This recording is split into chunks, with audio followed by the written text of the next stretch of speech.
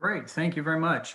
I've had the pleasure of working with Dr. Griffis in a capacity with through the Telehealth Alliance of Oklahoma on her school-based telemedicine program. And it's a wonderful program, and what she's doing is fantastic. So Dr. Griffis is an advanced practice registered nurse at Eastern Oklahoma Medical Center in Podo, Oklahoma, which is in far eastern Oklahoma.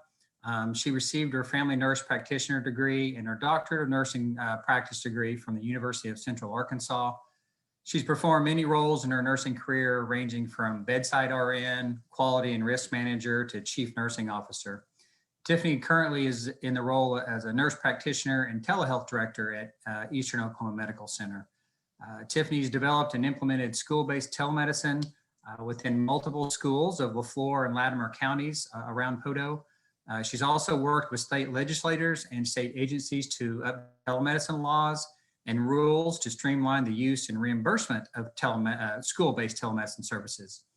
Tiffany was also the recipient of the 2019 Community Star Award for the state of Oklahoma, presented by the National Organization of State Offices of Rural Health for her school-based telemedicine program, and is also presented at the Oklahoma Telehealth Summit that was put on by the Telehealth Alliance of Oklahoma. So that was a lot, but she's fantastic. Thank you again, Dr. Griffis, for joining us.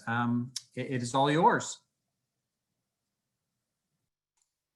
All right, let's see if I can do this correctly here.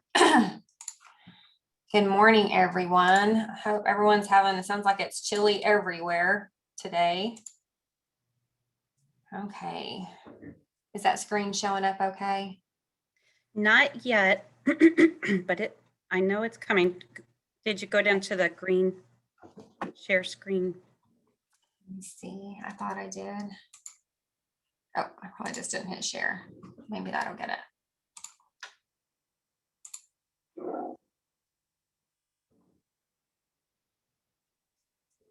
Okay. Okay, perfect. Okay, well, I'm Tiffany Griffis, and as Tim said, I'm a nurse practitioner at Eastern Oklahoma Medical Center in Podo, Oklahoma, and we're just going to talk a little bit about school-based telemedicine today. First, a little bit about us. We're located in, like he said, southeastern Oklahoma. Leflore County serves about 50,000 people, is about our population. We work as a county-owned facility. We're hospital-owned. It's a nonprofit organization that was founded in the 50s. So in 2015, we obtained our rural health clinic certification and then our critical access hospital designation also. So you guys are, I'm sure, very familiar with the definition of telehealth and telemedicine. And that's why we're here today, is just to talk about how we can implement it a little bit better in our community. We were kind of really just trying to figure out how, especially with us being a county-owned facility, just how to better serve Leflore Countyans and get the outreach that we needed in order to kind of embed ourselves more in the county than everything. So we're a border county, and a lot of our citizens, they go to the Fort Smith area. It's a larger facility. There's two big hospitals over there. So we see our patients crossing over the border quite a bit. And we was trying to figure out how we could keep them, the tax dollars, the Medicaid state dollars, all of that stuff within the state. And we had come across, just reading some articles one day, we came across school-based telemedicine.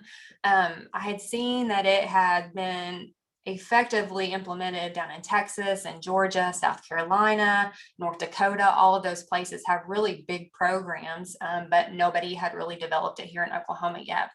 So we were looking to, really just improve the access to care, reduce barriers in the community. We are a very poor community in our area. So most of the jobs are factory jobs here. And so the majority of our patients also are Medicaid or Medicare patients. We're probably about 80% of that population. So these are just some ideas that kind of came to mind for us when we were working to see if this was really the direction that we wanted to go with it. And all of these items just really seem to fit with the mission of our hospital of really serving the county and how we can do that better. So when researching this project, we kind of came across, these are some articles that we'd come across that just show some different things. McConaughey noted 94% of parents surveyed about their telehealth experience said that conditions treated would have led to a doctor's visit or a trip to the ER. He noted that the telemedicine held potential to reduce healthcare expenses, mainly due to the decrease in the emergency room department visits. And many of the kids start to show symptoms during school, but parents don't realize that until they get them home. And then by then it's after hours where the doctor's offices are closed and things like that, which really boosts those ER visits. So, and that typically results if they do go to the ER, they're there, you don't make a 30-minute trip to the ER these days. So you're there all night. You don't really feel like going to school the next day. The parent usually misses work. So it really just a visit during the middle of the night really impacts the finances of the family. So being able to miss work, miss school, and all of that stuff to go with it. So we thought that if the child could be evaluated during the school hours, it could potentially begin treatment that day, reduce ER visits, and reduce the number of days missed in the classroom. When we started talking about this, you kind of go back to, it's really not just, at least the school-based telemedicine, it's not all about medical health. It's about keeping these kids in the classroom so they can learn. If they miss too many number of days, of course, they don't get the education that they need to go with it. Their test scores go down. It affects the school. I guess what they're graded on for their, as far as education that they provide to the students. And then also with the students missing school, it impacts their finances because they have a certain percentage of money that they get from the state that is actually based on attendance.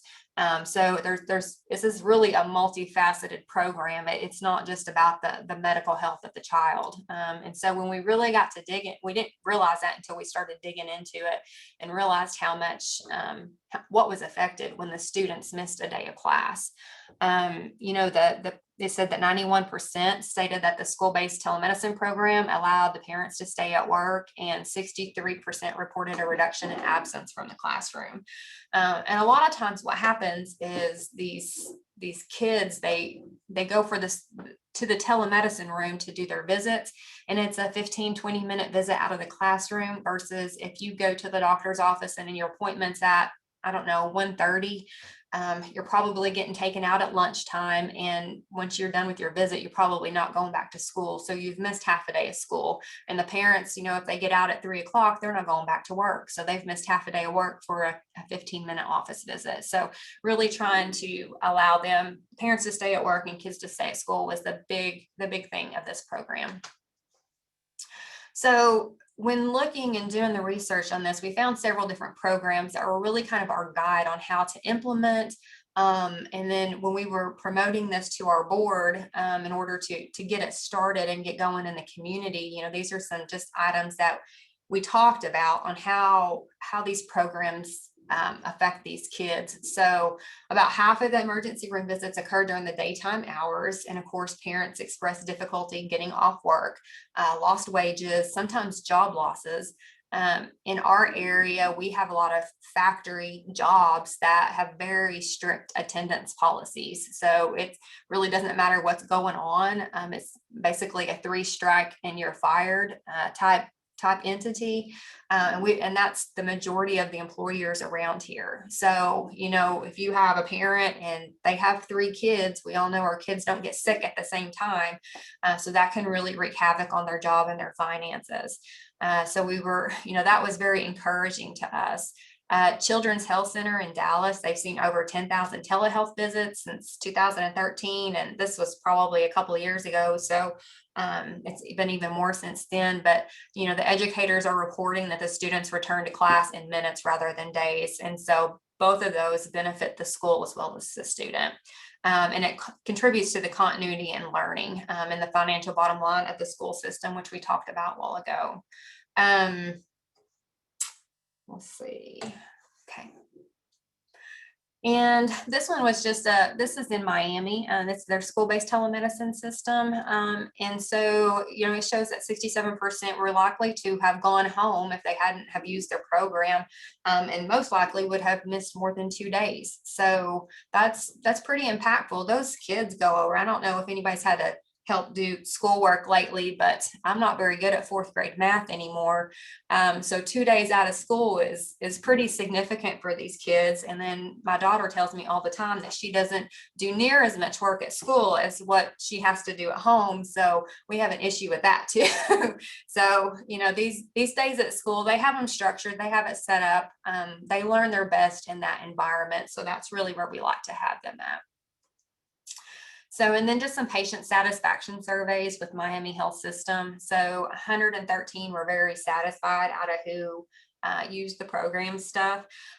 We haven't been able to implement surveys. We're going to start that this year. And then COVID hit. So it's kind of been in a little finagle for us on that side of it, but we have very similar results with it, and we'll kind of go over that a little bit here. I got some comments from some teachers and parents and stuff, and so usually everyone is extremely satisfied, because for the most part, it's difficult in this area to get in for a same day appointment for your child or for yourself. And when you're sick, you're not sick 2 weeks from now. So it's hard to get in. So this makes that very easy for the kiddos to be seen and be treated on the same day of when their symptoms start. So there's several other programs, like I said, around the country. Howard County in Maryland, through their research, they noted that they are able to quickly rule out contagious illnesses, and the students are sent back to class. They also identify that low-income students now have access to medical resources since starting their program. North Carolina, 89% of their students who use the program were able to return to class instead of missing the rest of the day. Texas Tech noted that 99 or 90% of what is seen on telemedicine is seen in a pediatric clinic. And these are just, like I said, just a few examples of all of the programs across the country. So in South Dakota, Texas, Georgia, South Carolina. So we were really excited to bring this to Oklahoma when we've seen how these other programs are succeeding in getting the health to the students. So some program goals for us were really just to develop and sustain the community partnerships. We felt like we needed to be in the community more than what we were. This helped us meet that goal. Reduce absenteeism by 5% within the schools, provide cost-effective care to the community, and mainly improve access to the community. So when we were starting our program, typically how this initiates is at the beginning of the year, we send out enrollment packets, and the enrollment packets are mainly just demographic information, the insurance, emergency contact, things like that. It doesn't really have any patient specific information. And then we gather that through the telemed visit, because we don't want those, we still use paper on that. So we don't want those papers getting out and violating HIPAA or anything like that. So really it's just demographic and getting them enrolled in the program. So we have a kind of a chart built for them whenever they come in. So whenever the child presents to the nurse, the school nurse makes sure they have a packet on file. If not, the parent can fill it out there, or if they've previously filled it out, then we should be good to go.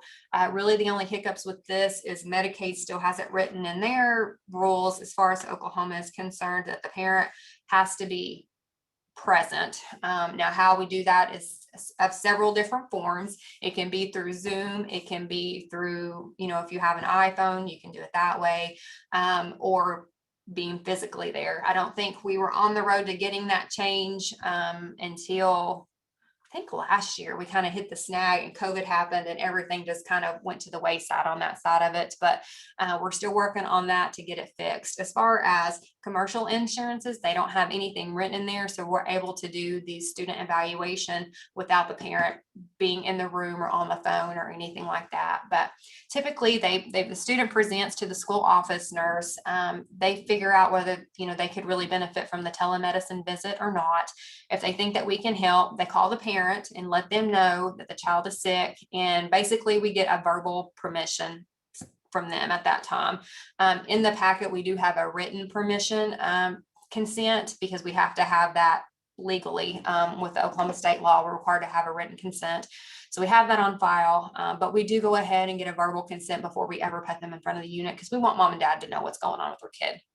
So once they establish that it's okay for them to be seen, we'll see. Yep. They call the clinic, they call us, and usually it's either me or we use our walk-in clinic for kind of overflow type stuff if I'm not in the office. So they call us and let us know that we've got a child that needs to be seen. So we hop on the system and basically kind of just do the visit with it. So we do have the capacity. We have an otoscope at the schools. We've got a couple of different models that we use with this. We've got an otoscope, so we can look in the eyes, ears, nose, throat, and skin if necessary. And the kids really like this because, of course, the picture is on the screen for them to see also. So they get to see inside their ears and their throat. And a lot of times the nurse has trouble maneuvering the otoscope because they're trying to look around the nurse so they can see what's in their ear, or if they have any friends up their nose or anything like that. So they really like it. Parents really like it because they don't get to see every day what the provider sees when they look in ears and things like that. So it's pretty interesting for the patients when they are using the visit. We have a stethoscope there also that we're able to listen to, heart sounds, lung sounds, all of that good stuff with it too. So it really makes us be able to do a full assessment versus just a Zoom meeting telehealth visit. So we're proud to have that done. Occasionally we'll have the nurses perform some maneuvers, but mainly just a test for sinus tenderness, check the lymph nodes to see if they're swollen or anything like that. Everything is in real time. We don't do store and forward due to the laws. It's a little bit more tenuous laws that you have to do with that. So everything's real time, nothing's recorded. And then we kind of go from there. So if the visit's complete and the parent is on site, many times they are, because they haven't. Typically what happens is we send those packets out at the beginning of the year. Some people fill them out just in case, but we have a lot of people that really don't pay much attention to them and they kind of go in the trash. But then when their child needs a visit or something, then they're in the office filling them out so they can get them seen. So what we have enrolled at the beginning of the year usually increases as we move along through the year and the child needs the services. But if we give the discharge instructions when we're done with the visit, and ask them what pharmacy they want to use to send their prescriptions into and all of that stuff. And then if the parent is not there, then we give them a call and give them the discharge instructions and kind of tell them what we found and what's going on and what the plan is too. So so far it's worked out really well for us. Like I said, we have a couple of different models. In Poto, it's our biggest school system. We actually employ the nurse that works at the school. They have, I think, 3 school nurses now, but because of their school size, they have to have that to take care of their regular insulin kids, asthma kids, all of that stuff. So they're very busy with what they do. So they actually bought their telemedicine units. So we provided the nurse for them. In the other schools that we have, most of them are the school nurses, and we're very fortunate because we have several schools with school nurses. We have a lot that do not have nurses, but so far we've just been in the schools that do have a school nurse, and so we've trained them on how to work the system and everything, and we kind of go from there. So on that case, we bought the equipment and they provide the nurses, kind of the little contract agreement that we did with them. So who we care for all the students. So a lot of the schools in our area, they run a pre-K program too, and some of them run like a 3-year-old daycare to go with it too. So all of those students are eligible to do it, and then of course the school employees. Once we got to talking about it, we're like, well, kids aren't the only ones who get sick in the school system either. So why don't we open it up to teachers, the bus drivers, the environmental service workers, anybody at the school who needs to use the system. It just kind of opens our population out more, and we're better able to access the community. So it's worked out really well with that too, of being able to offer that service to everyone. So, and Oklahoma's been really good as far as commercial insurance and payment. So we've not really had, the TAO did a lot of work before I ever got involved in this, as far as making sure that payments are appropriate for these services and stuff. So we're kind of reaping the benefits of what they did years before we got this started. So it got us headed in the right direction. So just a few different things that we care for: sore throats, earaches, skin rashes, cold, sinuses, respiratory stuff. Flu was really big last year. And allergies, scrapes, conjunctivitis, pink eye, influenza, all that kind of stuff is basically what we care for. And like I said, most of it it's just kiddo stuff. So usually earache, sore throat, allergies is kind of their biggest complaint whenever they're sick anyways. We did institute point of care testing. So we're able to flu swab, strep swab, RSV swab, and do some urine dips at the school. So at those, we thought they're CLIA wave test. We were able to train the nurses to do that. We do annual training with them every year and check them off to make sure that they're okay to do it. And so far it's worked out really well with it. So that way we can identify, well, if this kid has strep, we need to send them home, but they should be able to come back within 24 hours after being on antibiotics, and they should be good to go. Influenza, same, kind of the same thing. If we can identify that they have it, then we need to send them home. If they don't, then, maybe it's something else going on with them. So we've got a lot of different avenues, and if we can keep them in the school, in the classroom, we really do try. So we've had good results with all of that, and parents are happy that they're not having to make another trip somewhere else to get that testing done too. So when we started out, I guess it's been about 3 years ago, when we started out initially, we had one school in mind. The school that we were looking at was Howe. It's a small school. We really wanted to kind of start small. So if we had any kinks, we could work them out. But after discussing the program, we really got to looking at a whole bunch of different things. We wanted to start with Howe. Like I said, they were small, but one of our employees' mom works for the Poto school system, and she got wind of what we were doing and wanted involved immediately. So, their population is probably not as big as some facilities around here, but the school population for Poto is about 2,300. We were really nervous about getting started with them. They were the biggest school in the county, and we're like, what if we screw this up? It may be, maybe the end of us, but it actually worked out really well. They explained the rate of absenteeism in the elementary school averaged about 20 days a year. So 20 days per kid. The middle school averaged about 30 days a year for each kid. And they couldn't contribute all of them to health related illnesses, but they thought that maybe the program could help them potentially reduce those absenteeism rates for them. They said they didn't really have a good track record on the high school, because they were even worse about, I guess, keeping the records, whether they got a school note back or not if they missed. So they gave us those middle school and elementary school statistics to help us out. One thing that there was a couple of things that they told us on why they were really interested in this program.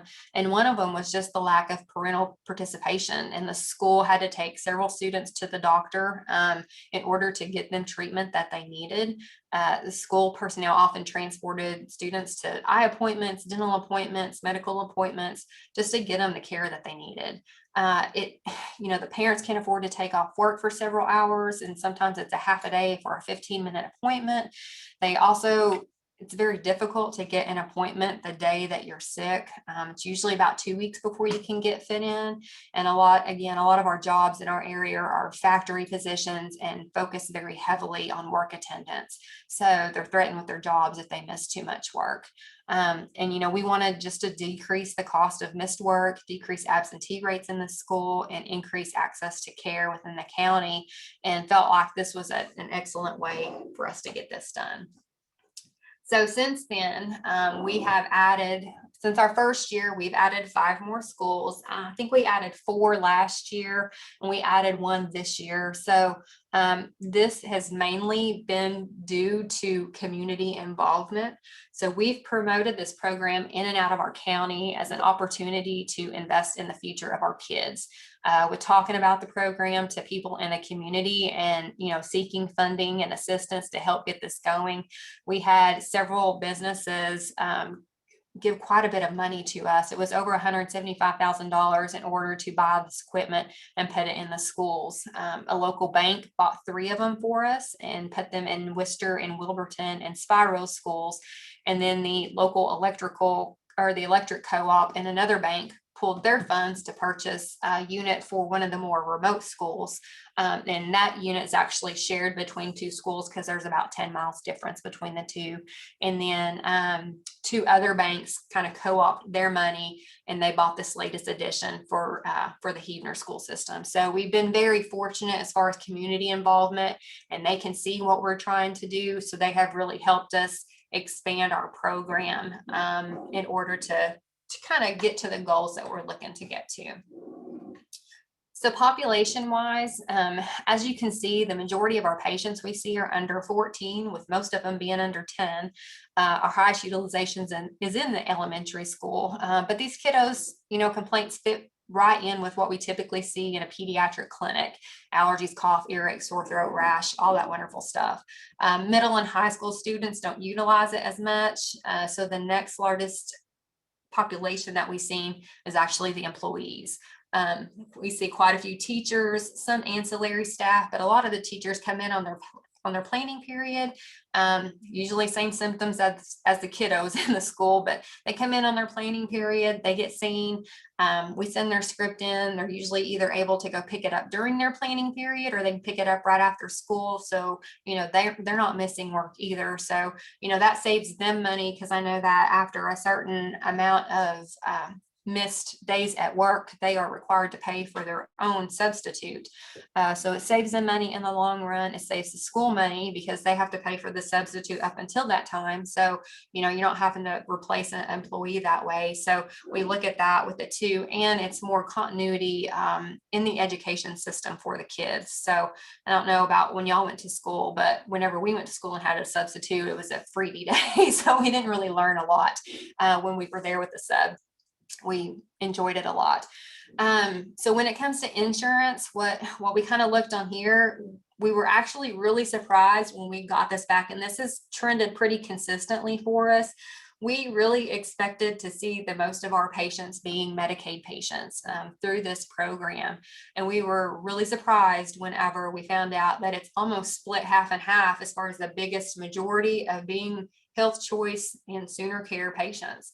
So, that just tells us that the teachers are using the system. They're using it for themselves. They're using it for their kids and all that stuff. So we were really proud that they took the buy-in of it. And we actually have several teachers that, encourage their kids' parents to just take them over to the telemedicine room. They'll get them seen, and then they can come back to school.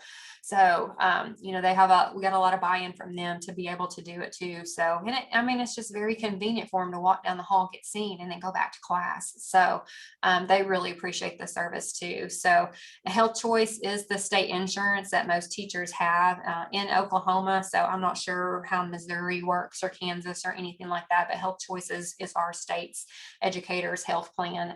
So, we were able to see that's how those people were using the system with it. This is our demographic data we broke down for last year's school program. So we had actually over 600 students enroll in the program. Now, we didn't see near that many, but we did have about that many enroll throughout, like I said, Leflore County, and then our school that we have in Latimer County too. So we were pretty impressed with that.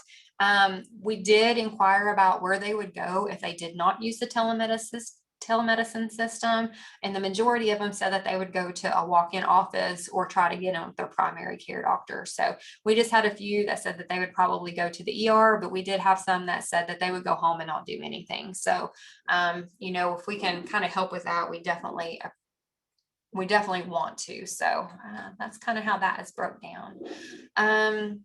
The top right graph is how our school usage is broke down. The visits followed the size of the school, so it's pretty much as expected. Poto's our largest school, and we had a big buy-in from Poto, Spiro, and Howe. The other schools use the system, but not as effectively as those other ones. So, I mean, you can definitely see a trend difference with that. In our first year of service, we seen basically Poto was the only one who used the system the first year. We had Poto and Howe set up, but Howe did not use it very much. Poto used it and they had over 125 visits for the first year, which we thought was a great start. But last year when we were doing our just kind of reviews of visits and everything, we found out that we had over 100 visits just in January. It was of all the schools together, but we did over 100 visits in January from this program. So that was amazing to us that we were able to come that far. And just like I said, just that 1 month, we've seen that many kids. So this year's been a little bit different story due to COVID. If the school nurses are told that the child's having any COVID symptoms, which all of us know ranges from the top of our head to the bottom of our toes, they send them home for quarantine, or they, if they get tested after a certain amount of days, they can go back to school. So this COVID-19 has put a hindrance in our school program because we're not able to evaluate the students. We have seen a few in there. Most of them are like an earache or a rash or something like that, which we know is not technically COVID type stuff. But there has been a few students where we've seen them on telemed. I'm like, man, just to rule it out, let's send you to the walk-in clinic and get you a COVID test done. So we're able to order that testing. They have to go to a different facility to get it done, but we are able to order it through telemed. But we want to support whatever. When this first started at the beginning of the school year, we had the discussion with the schools, told them that we would support, because they wanted to know whether we would see the kids. And we told them, we will see whatever kid you put in front of the unit. That's not our concern, but we just want your staff to be safe and the other students in your school system to be safe. So y'all do what's right, what you think is right. Of course, all the schools are doing something different. But we wanted them to have peace of mind that they were the ones making the decision as far as COVID-19 in their school and what they needed to do about that. So we have seen a big decline in telemedicine visits at the school because of COVID-19. So hopefully as we move forward in this next couple of years, we'll see kind of some improved practices to manage and treat students and keep them in school, even with COVID-19 hanging around, because I don't think it's going anywhere anytime soon. For the destination after the visit, you can see that 58% of the patients seen through the program returned back to class. The majority of the ones that were sent home were due to school policy on fever. So it's not necessarily that, you can have a sinus infection and be running a fever. So it wasn't necessarily that we sent them home, but at the end of the day, they did have to go home after the visit. So, and then of course, kind of our top 5 diagnoses there, which are typical pediatric complaints. So, just a patient response. So this was one of the teachers. She used the system. She sent her daughter there to go. So she was very, very satisfied with her visit, with how quick it was. It really made it easier for her to get her seen. Otherwise, she would have missed work. Her daughter would have missed school. So there's a lot of stuff that played into that. So she was extremely happy with the service and basically promotes it to all her parents that she has for the students in her classroom. We did not get data last year as far as return to work on teachers and then the absenteeism rate. But, and this is basically on Poto, they were the only ones to capture this. So it was kind of hard for us to get it, but in the 18-19 school year, Poto reported a 70% return to work rate for their educators and a 70% decrease in absenteeism among the educators also. They also noted a 30% decrease in student absenteeism for the school year. It would be nice to be able to credit this program with all of that, but not all of it is due to healthcare reasons or because we put the program in place, but it was a very noticeable difference since we did start that program in the school and the school system, which, is important for them to, they felt like it made a difference. So we were proud to be part of that. Let's see. Yeah. So that is those. I think that's really all that I have on my presentation. If you guys have any questions or anything like that, I can try to answer them the best I can. Thank you, Tiffany. That was awesome. What a great overview of this project that you have going on. We do have a question in the chat that I'll read. Tarek says, sorry for the late join, but regarding the adult scene at the school-based centers, are the adults on site, teachers and staff only? Is the system open to the community outside of the school system? Okay, so we actually had that discussion with every school, and every school wanted to do it differently. And kind of what we told, some people, so more of our remote schools really wanted to have the community involved, and we told them that we would support whatever they wanted, whoever they wanted to put in front of the unit. And if they were comfortable bringing that person in their school system, then that was really up to them. Most of the schools have elected not to do that, just for the fact of you're bringing, so typically what we see on there is sick people. And so if you're bringing somebody sick within the community into your school system to be seen, then are you adding, you're just increasing risk of infection by doing that. We don't always know what, these outlying, most of the kiddos are pretty healthy. The educators are pretty overall generally healthy. If you bring somebody from the outside, there's no telling what kind of medical problems that they have to go with it or what's going on with them. So, if we can push them to their primary, that's really the best. But we've offered that to every school, but most of them, due to either security or risk of infection, have declined to bring people outside of the school system into their school. Excellent.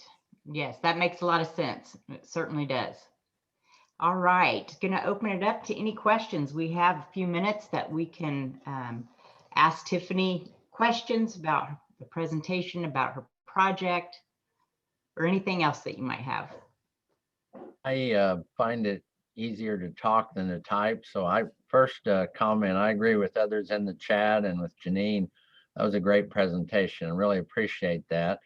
My question is somewhat off on a tangent. I completely get what you said, that COVID threw things in some ways on the surface. Telemedicine has received a new prominence, but in the school system, I can see where COVID has kind of set that back. So setting that aside, it's probably, you kind of need to, I guess, get through COVID, but have you thought about or explored at all mental health? I know it's a whole different world, but have you thought about that at all? We did. And actually we had to change in order for us to get this program to work like we wanted to. We actually had to change a state law, State Bill 575. I think it was in 2019 when we did that. But we actually had them write in there the ability for mental health to be available at the schools, because we wanted to make sure, we know it's not just medical. These kids have counseling sessions that they need to be in, that their parents don't take them to, or things along that nature. So at that time we had, he was actually a representative, but as Dr. Randall, he was on our side for this, but he was very adamant that he did not feel like an evaluation should be performed via telemedicine. Counseling sessions are good, talking through that stuff. He was very supportive of that, but he felt like if it's basically kind of a first time evaluation, they really needed to be an in-person evaluation. So we wrote that into the law to basically they're able to, I guess, get supplemental treatment, or I can't remember exactly how it was written in there, but it is in there. So, and we don't have any mental health professionals in our organization, but the health and wellness here they're in several counties here in the Southeast Oklahoma, and they have, they kind of partnered with us on that because we knew we could not provide that service to them, but the schools needed it. So if that service is needed, they're, kind of punted to the mental health, to the health and wellness, because they do have the mental health professionals available that are able to do those counseling sessions and services that the students need. So yeah, we added that in there because we thought it was an important part. And we had to, again, add that into the law to be specific for that. Great. Thank you, Tiffany. Okay, I saw another hand. Rachel, did you have a question? Oh, okay. Lori, let's go with Lori. Hi, it's a very good presentation and thank you. We opened the first school-based health clinic in this area in Missouri. So it's, I can relate to a lot of your discussion and information.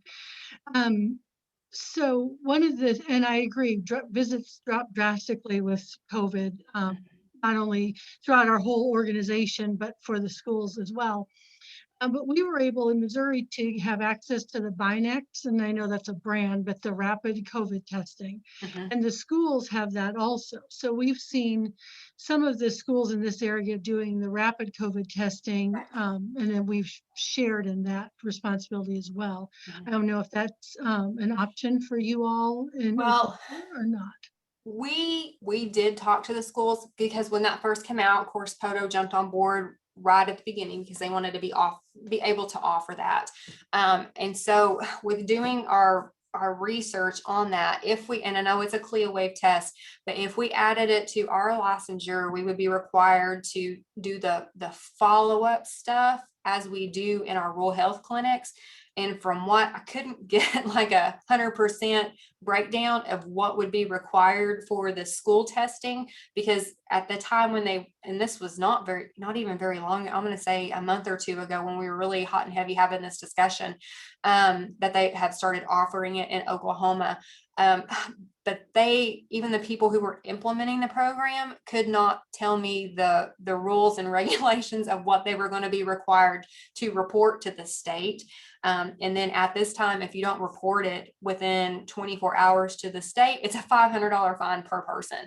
So with us not having kind of really the control over that reporting mechanism, we gave all of that information to the schools and told them we'd help them in any way that we could as far as getting kind of a second CLIA wave certificate and just putting it for their school and adding that test to it. So we gave them all the information to be able to get that done and told them we would help them in any way that we could. But that one we deflected to the school. And we kind of, what we really wanted to do is if these kiddos had symptoms, and what they were wanting, at least how it was proposed in Oklahoma, is they're really doing it more of a screening, not as a symptomatic test.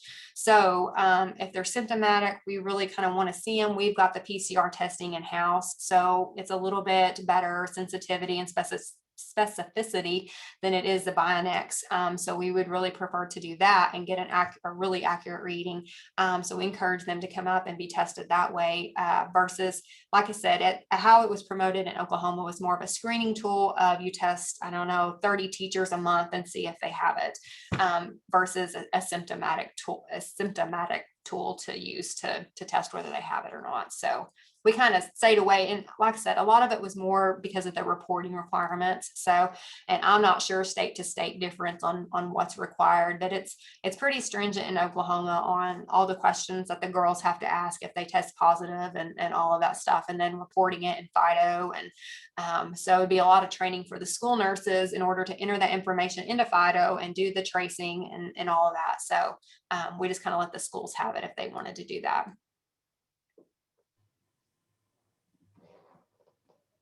All right, now, Rachel, did you have a question?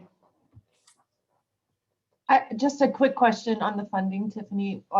Great presentation and really, really nicely done. Thank you. I just wondered if you had utilized, and I might have missed it, you might have said it, any of the USDA funding or HRSA funding grants that were available out there.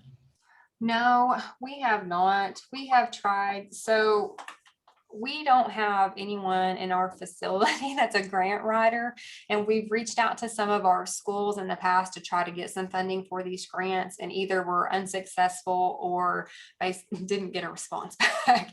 So we've not been very it's been very difficult because everybody within we're a very small organization, and we employ, I don't know, around 200 employees for our clinics, our hospital, and all of that stuff. So all of us wear probably 3, 4, 10 hats a day. So that would be adding to it. And we've been able to suffice what we wanted to do. You know, our goal is to get into all 17 schools in our county. And we're getting there. It's just kind of a slow take on it. We've got all the schools who have a school nurse. We've got them one already, just because it's an easy breezy. The ones that don't have a school nurse get a little funny on how you run it. So, because with the program, you can have just a lay person operate the equipment and all of that stuff. And most of the providers that are seeing the patients are nurse practitioners. And because of the Oklahoma Board of Nursing, we cannot delegate certain tasks to unlicensed professionals. So if they're not an LPN, we really can't give them an order to do a test or give medicine or anything like that. So it's our nursing licensure restriction that kind of helps, that prevents us from doing those things. So we're still trying to figure out how we can reach the more remote schools, which we know they're probably the ones who need it the most. So we're still trying to figure out how to get to them, but be able to provide the nurse service to do the vital signs, do the testing, and all of that we offer at the other schools. So, but no, we've not been able to really even try to apply for that grant funding. Thanks. You've done a great job with all your partnerships. Thank you. Yes, I love that private public partnership with the banks. And I think that is awesome. It's a great lesson. Any other questions? All right, I'm not seeing any. Tiffany, thank you so much. We really appreciate it. And we want to keep track of you and your project, and maybe we'll have you back next year, same time, and we'll find out how things are going with you. I think that's awesome. All right, thank you. Yes. So, folks, we're going to end our Project Echo. Join us next month. We're going to talk about telephysical therapy. So that should be a great presentation as well. So we'll see you. Stay warm, folks.